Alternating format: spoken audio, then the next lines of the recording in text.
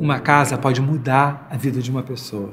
O João, ele era diretor e roteirista de TV e desenhou e construiu uma casa de campo para a família. E foi pensando e realizando esse projeto que ele descobriu uma vocação: desenhar e construir casas. Vamos conhecer a casa que mudou a vida do João. Nessa série de visitas, eu saio da minha casa e vou de casa em casa, atrás das histórias que as casas contam.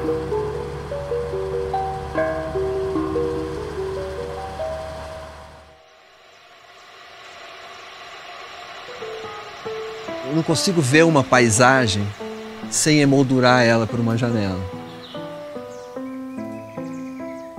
Isso é um exercício desde criança que eu faço. Essa casa aqui, eu comprei uma cadeirinha e eu fiquei sentado durante horas em vários lugares, imaginando onde essa casa seria melhor. Eu acho que também tem muita beleza nisso.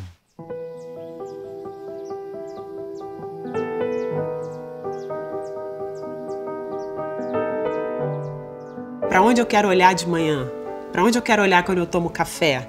De noite, eu quero estar sentado aonde? Então, acho que ele foi demarcando, e isso é uma característica muito legal dele, assim. A casa foi sendo feita em volta da paisagem que ele escolheu.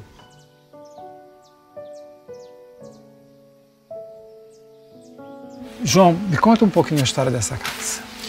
Bom, eu vinha de 20 anos fazendo programas de televisão, escrevendo, dirigindo programas de televisão, e eu não estava contente, estava faltando alguma coisa para mim, assim, tudo era muito efêmero. E numa dessas crises que eu estava tendo, eu falei, vou fazer uma casa. Criar uma casa e construir eu mesmo uma casa. Cara, e foi uma revelação para mim.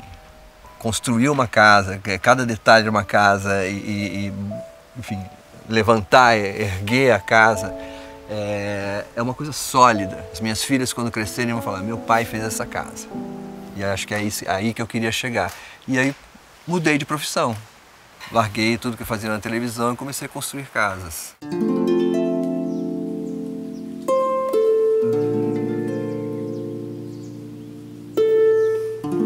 Ter construído essa casa foi como se a gente tivesse criado um novo chão pra gente, um novo caminho, assim. Comecei a escrever sobre a natureza, sobre as crianças. Você me pediu para escrever sobre a casa e eu amei depurar esse olhar sobre a casa e olhando para todos os cantinhos que eu não tinha percebido ainda. Construir uma casa é como construir uma vida e deixar marcado que acreditamos no espaço e no tempo. A luminária escandinava, sonho meu, fica em cima da mesa de jantar preta, sonho dele. O amuleto de Oxum, crença minha. As almofadas com pelos, frio dele. Tem cheiro de vela e defumador, necessidade minha. Banco de tronco com desenhos, arte dele. Estamos nos detalhes. Na rede, na parede verde do banheiro, no sino que virou enfeite. Ali na estante, o garimpo se junta com pedaços de toco escolhidos em um passeio com as crianças e que se escora no prato, presente de uma amiga querida, onde diz axé.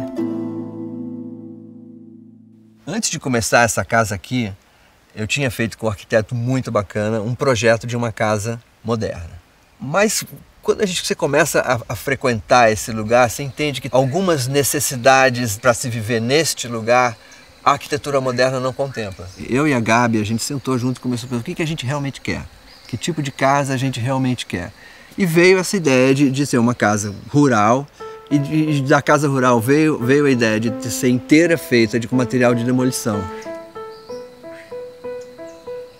Toda madeira aqui tem uma história.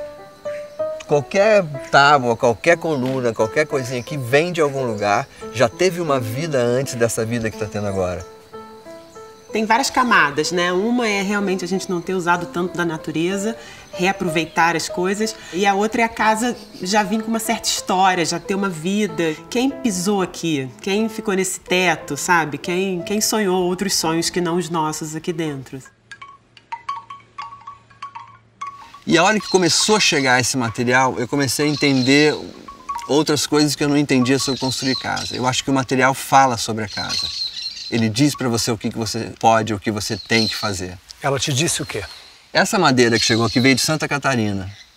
Era um antigo galpão em Santa Catarina que foi desmontado e foi trazido para cá. Vamos justificar essa história, vamos valorizar essa história. Aí a gente resolveu fazer um galpão.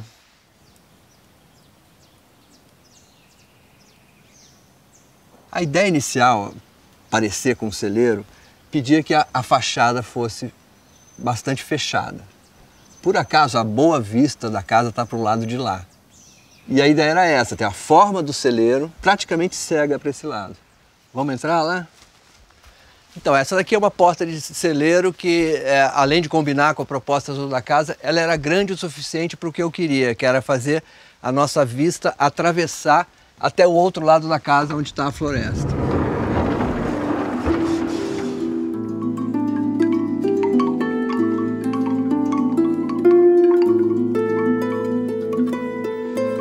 A demolição faz parte do que é a casa. Vigas, colunas, cumieiras, fragmentos de outras histórias se juntam a objetos que habitam a casa numa roda gigante já em movimento. Num pedaço de tora, gerações inteiras. Num outro, marcamos a lápis as alturas das crianças. Bota aí, bota do lado o seu ser. Eu não cresci. Cresceu, sim.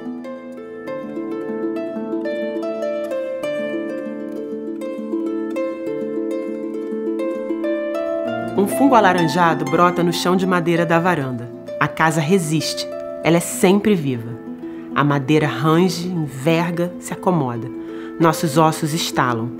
O cimento trinca, o fogo crepita. A natureza grita dentro e fora da casa. Tudo está vivo, ninguém está conformado.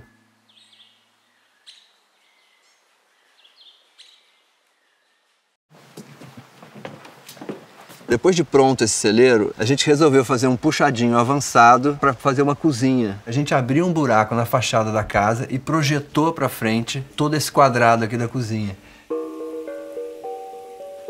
E a gente queria muito que tivesse muita luz, então a gente tem um teto todo de vidro, tem ela cercada por todos os lados de vidro.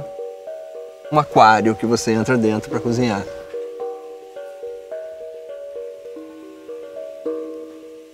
Eu acho que eu sou o rei da arquitetura do puxadinho. O puxadinho é a melhor coisa do mundo, porque realmente você, depois de viver a casa, você entende que você precisa de mais uma coisinha aqui, uma coisinha ali, outra coisinha ali. Eu não tinha um fogão a lenha. Vivendo aqui, eu percebi que o fogão a lenha não é um objeto de cozinha. Ele é um objeto da casa. É um objeto que é central na casa e ele está lá, não é só para fazer comida, ele está lá para aquecer a casa também. Essa pia é toda feita em alvenaria, feita aqui mesmo, eu que desenhei e também fiz o molde dela e tudo mais, com cimento queimado preto. Não é uma pia de cozinha normal, é uma pia muito mais de um celeiro do que de uma cozinha. A gente não tem nenhuma torneira aqui que você compre numa loja. Todas as torneiras são garimpadas, que parece uma frescura, mas na verdade é uma delícia. A garimpagem é a parte mais legal da brincadeira. Essa aqui veio de Portugal, por exemplo. Que tipo de bacalhau foi feito embaixo dessa torneirinha aqui?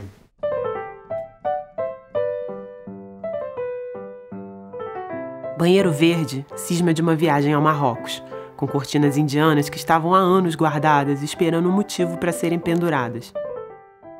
Na pia verde, as crianças arrumam uma coleção de pedras preciosas que catam no rio ao final de cada chuva. Estamos colados na montanha, no fundo do mundo. Daqui não se observa a vida de ninguém. A casa é cheia de nós. Por incrível que pareça, a casa ser preta foi um pedido meu. Sabendo que, claro, ele ia gostar. Essa já é a terceira casa preta que eu tenho, assim, tem alguma questão com essa cor. E isso acabou puxando, quer dizer, aí a gente, óbvio, não precisava ter um fogão a lenha preto, uma pia preta, uma bancada preta, mas aí uma coisa puxa a outra e acho que deu uma... Deu uma cara mesmo, deu uma personalidade.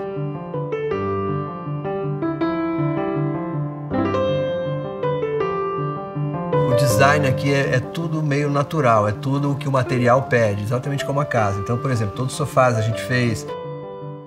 Essa mesa eu fiz, as cadeiras eu desenhei. Você cria um espaço especial que não cabe um interruptor aqui que você compra na loja. Então a gente fez todos os interruptores aqui, tudo feito por mim mesmo, entendeu? Aqui, na verdade, o que eu queria era ter um sofá embaixo da janela, de forma que ela recebesse bastante sol, porque aqui é um lugar muito frio, e que você tivesse na vista. Então você senta ali, você é como se estivesse um pouquinho no meio do mato, né?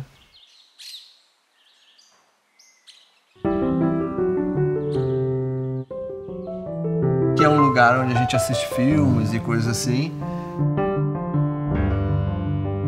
A sala de jantar que eu queria que fosse bem no meio mesmo, para ter essa transparência da casa, atravessa a casa inteira. Aqui também não tem nenhum pigmento. Fora o preto, é tudo a cor natural do material. Eu queria que a gente tivesse um pouco de privacidade, pedi para ele um segundo andar, que a gente pudesse olhar a casa do andar de cima. E aqui à frente da casa tem o mesmo princípio do teto de vidro, com palha e tal, e virado para a paisagem.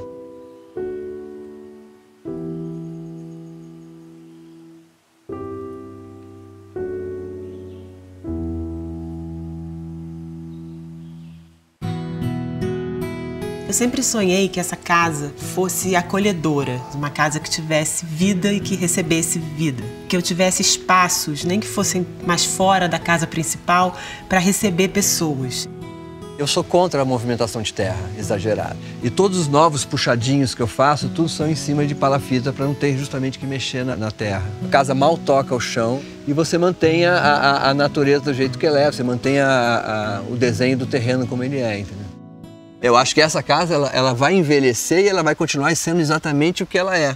Porque ela já nasceu velha, de uma certa forma. Cada ano vai vindo coisas que vão deixando ela melhor, mais vivida, talvez. É necessário um ano para amar a casa. Saber por onde entra o sol, onde começa o vento, onde nascem as estrelas. Catarina pergunta se o mundo está colado no céu. Tem perguntas que só aparecem aqui e, sem respostas, ecoam no ar. Se afeiçoar a uma borboleta, a um passarinho ou a uma pedra, é uma atividade diária. De alguma forma, as crianças parecem saber disso. Lá fora, sempre novas paisagens para distrair a retina. Deixamos os sapatos na entrada para não carregar o dia para dentro. Dentro, lençol branco revirado, roupas, livros, cobertores, intimidade. É sempre seguro voltar. A gente dentro da casa, a casa dentro da gente.